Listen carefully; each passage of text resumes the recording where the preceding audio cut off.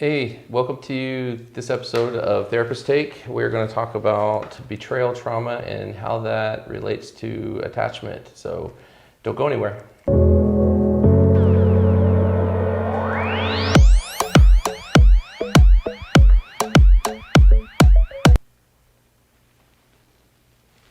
Welcome to Therapist Take, and we are going to talk about something that you've been wanting to talk about for quite a while, and that is attachment styles and how that relates to betrayal trauma recovery. And so we've got a few things that we're going to go over, and some quotes to read, books to review, and just some discussion to have between the two of us, so that maybe this will be helpful for you to understand a little bit more about how attachment fits into all this betrayal trauma stuff. And so before we begin, though, if you're watching this on the rebroadcast, we do appreciate, or if you're watching this live and you haven't subscribed, please feel free to subscribe to our channel. Helps get more of the information and the content that we're putting out to other people that are in need of that. And also, we'll make sure to put in the description different links and resources and things like that that we feel like would be helpful, that are fitting with what we're talking about today, which is more betrayal trauma recovery stuff, and this time attachment. So, all right. So let's just go over real quickly with everybody what we're going to cover in this episode, and then we'll just kind of go down the points. Okay. There. Yeah. So first, we're just going to introduce what is attachment. As therapists, it's language that we use so fluidly and regularly that I think that it's important for us to slow down and define it and explain it, because it's actually very fascinating what attachment means. And then we're going to talk about how attachment and attachment styles influence and are impacted by betrayal trauma. So that would be betrayal of a committed partner. And then we're going to talk, of course, about the million-dollar question: is what in the world do you do about this? Right. Yeah, it's a question everybody wants to know. Which is, as practitioners, kind of where we spend our time. What are we doing about it? So that's our goal for today. It's lofty, and we're going to scratch the surface, but we'll do our best. Right.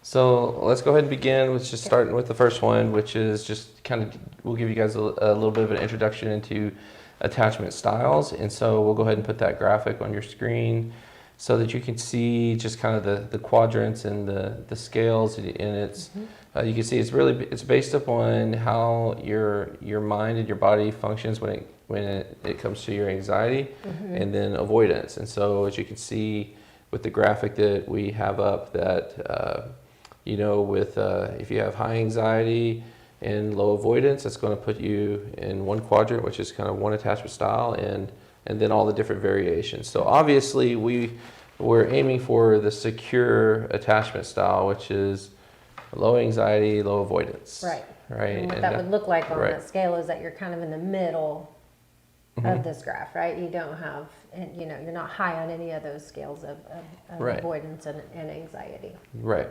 And I do think it's unrealistic that for people to expect that they're on the far extreme low on anxiety and the far extreme low on avoidance. Most of us do have some level of anxiety, some level of avoidance. So it's pretty normal to see that fluctuate. But that's what's so good about this type of chart, is that it does allow for some flexibility in that. So you can still be a little bit higher on the avoidance and lower on the anxiety, and still fall into the secure quadrant. But let's talk about what the secure attachment is. We'll really kind of start that as a basis. Styles, right? So attachment is a theory, right? Because it's nothing that we can necessarily measure. So it's the idea that it kind of represents the bond that, especially when we look at where attachment comes from in the literature, it's usually been studied primarily around the bond between a child and caregiver, right? And so if you were a child, a baby, a dependent, and your caregivers pretty consistently met your needs, then you would probably be what we would call secure attached. That means that your parent or caregiver was there consistently for you, that they were able to give you space to explore, and that those children felt safe enough to go explore new environments because they felt like they had a secure base in their parent, that if they were frightened or they needed help with something, that they could come get that and then go on and do their next thing. These are parents who met their kids' needs and could be in tune enough with those kids to figure out what was that child needing, right? Because there's a difference between infants being hungry and being tired and being a need to be touched, right? Those needs, they may all cry, but those needs are different. And so in tune and consistent caregivers do a pretty good job at hitting those most of the time, right? And so those are going to be, the theory is that those are going to be children that become people that kind of go through the world believing that in relationships you can most of the time get your needs met. And that you don't have to be preoccupied or worried or anxious about that relationship, that it's secure. Right? Yeah, so, and one thing that I remember a lot from like our graduate studies, undergraduate, graduate studies is, you know, a lot of this work comes from John Bowlby and is it Mary Ainsworth? Mary Ainsworth. And I just remember reading about how kids that are securely attached, like, they will wonder and explore their environment, but they do this little check-in thing where they kind of like, okay, where are the grown-ups at? Okay, I'm good. I can go explore a little bit more, right? So when we look at that, like, how does that translate into an adult relationship, right? Because it's not a hierarchy anymore, you know. So it can be, it's a little different. But I do think that, you know, in securely attached couples, for example, they feel like that they have their autonomy, their freedom to kind of explore, but they still remember that they're part of a group, and that group matters. And the people within that group, if they're not doing their part in whatever role that is established for that relationship, they have the ability to hurt them. So they're vulnerable to that person. So we do see like securely attached people in a securely attached relationship is that you do kind of see that they have a life of their own, but they don't go and live that life without thoughtful consideration of the group that they're a part of. And then a lot of the work that we're doing in that group is the committed relationship. Family, And the idea too that there's, when you're doing your own thing, when you're living some more autonomy, there's not high levels of relationship distress. Right. So the relationship is secure enough that you can go do your own thing, but it's not so uncaring that you're not missing them, right? Or sad when they're gone or when things have to change, right? And you can reconnect again, right? That's important to note as well. Right. And of course, secure sounds really nice anyways, so everybody's like, you know, whenever you read any chart on anything, aren't you always looking for the good words, right? So you see secure, right? And you're like, oh, I want to feel secure. Right. But then you got to wonder, how secure are we that we want to be secure? That we want to be secure so badly. Right. What answers do I need to give on this test to be secure? Right. That's right. But so of course, secure is what we're looking for, and that's where really that comes from. And if you want to read more about this, these are some of my most favorite studies from graduate school and undergrad school, of watching the videos of how they did these studies with children. And I know what you're thinking of, though. What's the rhesus monkeys? Well, the rhesus monkeys makes me cry. The sad ones.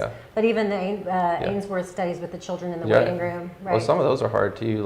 The sad ones. When the parents don't do the facial expression. I can't watch the stone face videos. Yeah, if you get on YouTube and Google like Mary Ainsworth or John Bowlby and attachment research and things, there's some. I mean, there really are fascinating studies, and some of them I don't even know if they'd be able to do anymore. When Bowlby had his rhesus monkeys in the laboratory. Right. Yeah. But I don't know if you'd be able to have a parent sit in front of a baby and not make facial expressions, because they might the boards that govern that might deem that harmful to the baby. So but some of them are hard. You know, what they did back then, whether it was considered ethical or not now, there really is fascinating. Some of it hard to watch. Hard to watch. So let's talk about the harder to accept that it's true attachment styles. The first one is going to be what we call the anxious or preoccupied, right? So these are going to be where you score in that quadrant where you're high on anxiety, right? And low on avoidance, right? So what this means is that typically these are going to be babies or children who sometimes got their needs met, but did not, or didn't get all of their needs met, right? So the example I use a lot is when the baby cries, the caregiver always sticks a bottle in the baby's mouth. Well, a good percentage of the time the baby was crying because it was hungry, but sometimes it could have needed a diaper or a cuddle or to be talked to or whatever. And so you're gonna miss the mark in meeting that need. Right. These are also going to be parents that, or caregivers that maybe are stressed out or distracted or under supported. So it's not that they intend to not meet their child or their, minor's, needs. It's just that they've got so much stuff going on. Right. And so these what this looks like is these babies, especially children, once they get mobile, they check in a lot with their parents. They have a hard time going to a new place and exploring that new place. They tend to be more preoccupied with their caregiver. Right. Right. Yeah. What this looks like in adult relationships, right? Yeah. You can Yeah. probably take it from there, right, with your imagination. Sure, yeah. Right? And one thing that I encourage people to, like, even clients that I'm working with, and we're going over attachment styles, and we're using that chart to help understand it, is just kind of thinking about like what the human body would do, or what anybody would do if, and how they would function if their anxiety, if they're faced with an issue or a stressful situation or whatever, and their anxiety's high and they have a low ability to avoid, right? Like, and so, you can imagine that, this person, you would probably see this person being anxious, like if you were a fly on the wall, because the avoidant piece isn't there, right, but the anxiety is there. So that's why I think that, the label preoccupied is a good one, because they're dealing with this thing and they can't get it off their mind. They're constantly thinking about it, and it's kind of all consuming in its extreme.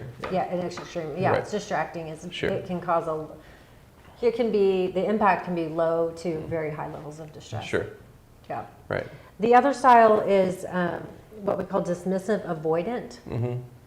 These last two get a little bit, I guess, more sad, just in general, right?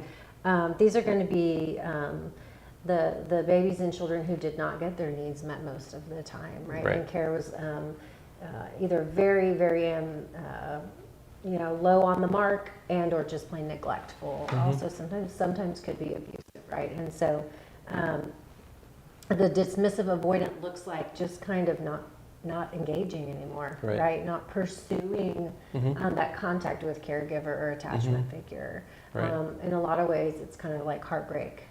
Yeah. Right, and giving up. And so the avoidance on the quadrant, they'd be very high, right, in the avoidance. Yeah. So again, low anxiety, high avoidance, right? And so in other words, like if you think of like your anxiety as your alarm system, right, and their alarm system isn't operating like it probably should be in certain circumstances, and then they got high avoidance, and so they're not being alarmed, and they're able to avoid, and it just, to me, it just looks like that person that just kind of is what word am I looking for, kind of just laissez-faire, detached. That's a good word for it, since we're talking about attachment. And detached is good, but yeah, it's just someone's just kind of a little bit checked out, which again, detached is the right as word adults, there. Sometimes it's hard to see because they look like people who just do their own thing. Right. The preoccupied, who look anxious and worried and crying and upset and pursuing and measuring, it's much easier to see. A lot of times, this dismissive avoidant, experience is not really going to look like they're in so much distress. Right. It's although a coping mechanism. Right. Which is where a good segue into the fearful avoidant category, where you got the high anxiety and high avoidance. So now you're probably seeing somebody in distress that still has high avoidance. And so to me, the fearful avoidant, I don't know if you feel the same way, but to me that's the most fearful of all of them, because it's like this person is got the same ability as the dismissive person to avoid, but the inability to basically avoid the anxiety. So it's like it's just, to me, describes a very tortured person. Yeah, and I think you have to hear, even in the description, that means that there's been something traumatic that has been experienced, right? And whether that's perpetual neglect, abuse, a threatening, dangerous environment as a child, or even as an adult, that's where that I can't get it, that PTSD like kind of thing, where the fear continues to swirl and exist. Yeah.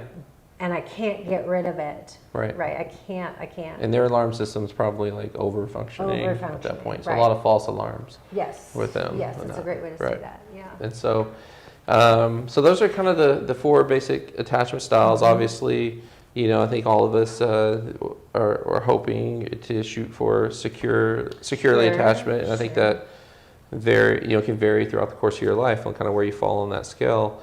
But as kind of the reason why Carrie's going back to like childhood stuff is because this is really the foundation of it. Yes. So it's really important to go back and look, because if you really think about it, like you and I are in our 40s, like we spend 18 years of our life in these homes. That's like when we were 36 years old. That's the point in time when we spent just as much time in our adult life as we had in our childhood, and so we're only a few years removed from that at this point, and so if you really think about in the grand scheme of how much time you spend in these environments, it's a lot. It's a good portion of your life. So to dismiss that and not go back and investigate that, I think it's truly a disservice to whatever mental health journey you're taking. Well, and I'll even take that up a level. It's also our first exposures to these things. So, as Ken Adams always says, right, if it fires together, it wires together. And so if you learn the world is safe early, it's your first exposures. If you learn the world is not safe, well, that's powerful, right? And so you have to remember that these early experiences, even if you're in the 7th, 8th decade of your life, those first 18 years and those first early exposures really have a lot to do with your neurobiological wiring. And so I think it's an essential part of mental health treatment. Yeah, I agree. And I can talk about our age because we are securely attached, right? I didn't hear you. Let's go on to the next one. Or maybe I'm in the preoccupied now because I can't stop thinking about it. I just said that. I'm dismissive of it. So the next question that we're going to address is why does this matter when it comes to betrayal trauma the whole point. treatment, and betrayal trauma recovery. So as we talk a lot about betrayal trauma, that is like one of our main areas of expertise. A good portion of our YouTube channel and content that we put out there is on betrayal trauma recovery. And so we're basically talking about people that have experienced betrayal, mostly with infidelity or sex addiction. And infidelity, there's also something called financial infidelity that kind of falls into that category. But most of the time, people relate it towards sexual infidelity. And of course, sex addiction and other sexually compulsive behaviors. So, and it's a journey for people. I mean, it tips their world upside down, and it, everything that made sense doesn't make sense anymore, especially for the person who is discovering that their partner has been doing these things. And so there's a lot of content that we've put out there about betrayal trauma that we'd encourage you to check out. But how does this relate to attachment? Right. Well, let's just start with the reality that if you were a already fortunate person to be someone who comes into a relationship with a secure attachment from your childhood, this is going to throw you into one of those unfortunate quadrants on that graphic, because now, like Josh mentioned, that your world everything has come undone. Everything that was up is not up anymore, and so you are going to, for a time period, right? You are going to experience anxiety, avoidance, like this balance between hypervigilance and avoidance, this intense amounts of anxiety, and probably on the other side of this, low levels of paralyzing depression, right? And so for a while, and our hope is a short temporary period, but there's going to be a time where you're going to be experiencing either an anxious attachment style, dismissive avoidant style, or a fearful-avoidant style, right? And so, like I said, if you were lucky enough to have had beautiful, consistent caregiving, this is going to feel completely dysregulating. Right. Absolutely. Yeah. And so a good portion of the beginning stages of recovery is really addressing that dysregulation, helping people get out of crisis. And then, but a lot of the real work in betrayal trauma recovery comes when the dust has settled. Yes, I agree. And we got to look at the destruction that has been, had, the wake of destruction. And this is when, people really get to take a deep dive into their lives and into their injuries and really try to understand themselves in ways they haven't. And attachment comes into that. And it's really important because it's trying to help people understand how they do relationships. And I want to go ahead and give my little disclaimer here, because I don't want any person who has been betrayed by their partner through some form of infidelity to think in any way, shape, or form that it's your fault that this happened, because it's not. People have a plethora of decisions they can make when choosing how to manage some aspect of their life other than doing something in secret like that. And so, but I do think it's important for both parties to take a deep dive into how their attachment styles inform how they do relationships. Because especially like with the person who's doing the betraying, the unfaithful partner, a lot of times I take them back to look at, where did you learn to keep secrets?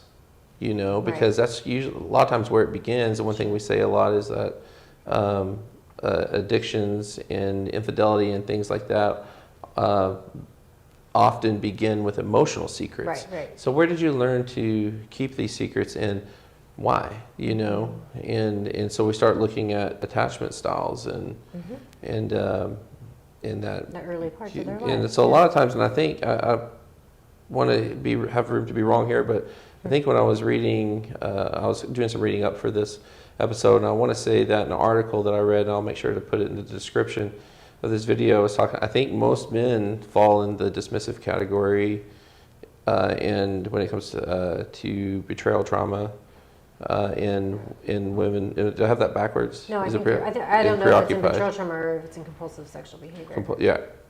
Right. But I'll make sure just put that link in there. But a lot of times, like when when someone has the ability to compartmentalize and check out and detach, it doesn't surprise me to see if they're in this dismissive category of attachment, where they have a high avoidance, and their alarm system isn't firing quite right. Yeah. Well, and I think that what makes this also, and I really appreciate that you went there, but even to people that are wondering, how does attachment work in betrayal trauma when you're trying to recover the relationship, rebuild, right? And I would say that what makes this unique is that you're going to have to rebuild the relationship, you're going to have to learn to trust and feel safe and secure with the person that hurt you. And that's different, because in a lot of other relationships, if someone hurt you, you could just terminate the relationship. You could just end. You could put, significant boundaries. But that's really different when you're trying to have what maybe is the goal for most people, like an open, connected relationship. Right. This is really kind of getting into the third point. Right. Really, of what do we do about it? Because, and we've had many discussions about this, about that, the overarching question of, how do I continue in a relationship with someone who has violated me to that degree, or who is in violation of the relational understanding or marriage vows, for married couples might say it that way, and they stepped outside of the relationship in that way and created this huge injury. How do I stay in this relationship with them? And so what we've often talked about, as we reflect on our practice and the work we're doing with people, what we're really doing is helping people create a completely new dynamic together that really has the elements of a secure attachment built into it, right? I mean, how much are we working with partners creating or reclaiming their autonomy? Partners that have the ones that have been betrayed, reclaiming their autonomy, or how much are we helping the unfaithful partner learn to find their voice? Because a lot of times the secret behavior has led to infidelity, but it's not where it started. And so they're keeping their feelings and their thoughts and their wants, they're keeping all that secret, and they're learning to find their voice and to speak out and to be able to have, it is also, I believe, another form of autonomy. But at the same time, I got to do that check-in thing. I got to remember I'm part of a group. And once I realize I matter, what I do matters. And and so it matters to the group. And so we have to, so that mindfulness work and things like that. Let's talk about the quote as we finish up. I think the quote is something we definitely need to get to. This is the book we're going to recommend to give away. But the quote it's a quote in this book, but it's not it's not the author's quote. It's a quote we've used a lot probably, but it really fits in what we're talking about. It's from Bessel van der Kolk, an expert on trauma. Right. And he says, terror increases the need for attachment, even if the source of comfort is also the source of terror. And you can think about that as a child who needs an abusive caregiver, and you can definitely see how that can fit from a partner who's been betrayed. Right. And so, as Josh always says, in betrayal trauma recovery, we're not asking people to just trust the other person. We're going to hopefully, right, work through so that they can trust new dynamics. And I think that that's where the shift from the terror, identifying that other person or situation as terrifying, that those new dynamics create safety and security so that that becomes the place where new healing and new attachment can take place. Right. Yeah, and I'm a big believer in that. People will always be people, and people will always have and will let you down. Like, they have the ability to let us down, and they will let us down. But I think the more we understand that about others and ourselves, the less we'll find ourselves letting down somebody in this really big way. Yeah. But it's also like we're talking about, it's trusting what exists between us. Like, that's what we're recreating, and that new dynamic is what the couple learns to trust. And when it's built on, transparency, honesty, integrity, it doesn't look like a relationship that would be conducive for facilitating and harboring secrets, right? And so this book, which is something we wanted to just cover with you, kind of reflects that idea. I mean, she had, in my opinion, the Bessel van der Kolk quote in her book, is because it's talking about this betrayal bind, that the person that I'm attached to is also the person who terrorized me in some way. And so in betrayal trauma recovery, that person is the partner. So this book is written for the person who's been hurt by betrayal trauma in their relationship. So written by Michelle Mays, and we have always had high admiration for her even before this book. Yeah. And this book is just came out on the market, and it's much needed and helpful. And I'll make sure to put a link in the description to Amazon where you can get that book. And I'm sure she would appreciate it. I'm sure too. But she's doing some amazing work, and I think it'll be helpful for those of you that get it and read it. So obviously, like I said when we started, we're scratching the surface, and what to do about this is not going to be addressed in a short video, right? Yeah. But the idea of relational dynamics is kind of what I want to, I guess, leave as the last piece. I know we have other videos and some things, but the idea that you're going to create a relationship where there is more transparency, there is enough autonomy built in so that you can be your own person and hold yourself to account and bring that to the table, and there's enough connection and security and group membership that you want to be honest and you want to be accountable to that group as well. Right. And so that's kind of, I guess, the theoretical dynamics we want to establish. There's lots of steps to get there. But I also just want to encourage you, when you're beginning your treatment, your therapist, your mental health provider is going to be assessing, listening for, where are those signs of attachment in there? Where is that style that you had before this happened? Where are you now? And if that's not something that you're sure about, ask about. Because I think there's a lot of good information. I think there's a lot of self-exploration that can come into just understanding these styles, patterns, and dynamics. Yeah. And kind of just like you said, we're just scratching the surface, so it's really hard. You want to go so many places. To just want to just dive into a whole nother thing and open up another can of worms in a very short period of time. So we know, people watching this might be like, all right, you have a lot of questions too, and but when this happens in a couple, when somebody's really understanding their attachment style as it relates to how they do relationships, and they're realizing the parts that they want to change for themselves, the partner experiencing that can have some really strong reactions to that, especially if they have abandonment issues. Right. and all of a sudden that's being triggered Right. and hit all over the place, and it can be quite scary, which kind of helps you understand, or at least helps me understand anyways, why it is so hard for people to break free of these dynamics, Yes. because more loss is to come. Right.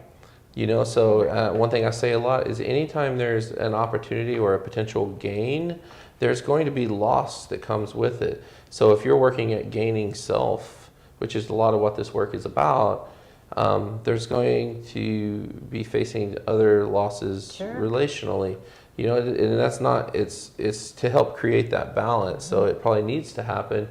But when you've already experienced so much loss already through, our world's been tipped upside down, this can be really difficult and hard. And so don't feel like you're not doing it right. That's right. You know, Right. and don't Like you feel said. rushed. Mhm. You know, like it just takes time, and sometimes you need a break from it, and you need to slow it down Sure. a little bit, and then speed it up. And Yeah. Compassion. and so so Right. just be kind to yourself through the process, and find a therapist, someone to work with that you're connected well with, and is willing to walk through it with you, because chances are you're probably going to be with them for a little bit. Yeah, So, sure, absolutely. Well, as we said, we could do how many more on these? Yeah, we could do a lot I think more, there's whole sure. courses on this, Yeah. right? Yeah. So, but we wanted to introduce it because it's an important thing, and it's something we talk Yeah. about a lot in our work. So, right. Well, we appreciate those of you that watched and are finding a benefit in the content we're putting out. Feel free to comment on other types of topics or questions that you would like to have covered in these episodes, and we'll continue to do what we can to just keep producing more helpful, more things for you. So, right. thanks for being here. Thank you.